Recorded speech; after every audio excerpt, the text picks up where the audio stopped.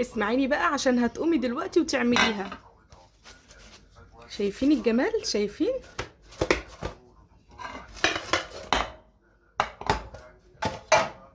طالعه غرقانه يا بنات قشطه، فطير مشلتت بالقشطه والسمنه البلدي، انما ايه حكايه. الله اكبر يعني. يا اختي يا اختي يا اختي، ولا دي يا بنات؟ بصوا بصوا اللون، بسم الله بتتفكك كده.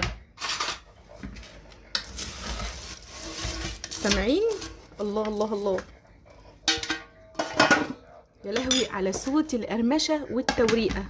بصوا بصوا، يا لهوي على جماله يا ناس. ايه ده انتي هتبقي استاذه فيه. عارفه يعني ايه هتبقي استاذه فيه؟ بصوا ما شاء الله. ايه الفطير ده؟ الفطير ده عاملاه في البيت بشويه ميه ودقيق.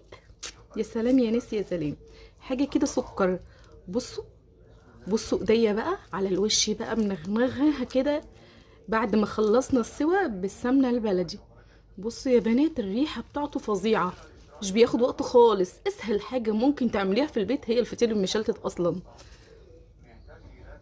يا اختي طب وانا اقدر انساه؟ ده حبيبي حبيبي حبيبي. شايفين؟ مين عارف الوصفه دي ولا مين بيحب الطريقه دي؟ العسل مع الطحينه حكايه، ولا العسل الاسود بقى. يبقى انا كده عملت لهم اكله حلوه وعشاء سريع وحاجه كده يعني. السكر ما كلفتناش نص كيلو دقيق. عايزه بس اسمعك بقى. الله، شايفه؟ عايزه تنزليها في ايه؟ في قشطه ولا في عسل ولا في ايه بالظبط؟ لا بقى انا انزلها كده اهو.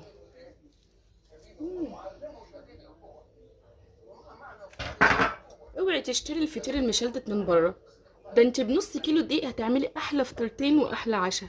مش هيكلفك 10 جنيه، والسمنه هي كده كده موجوده في البيت. يا لهوي يلا بينا.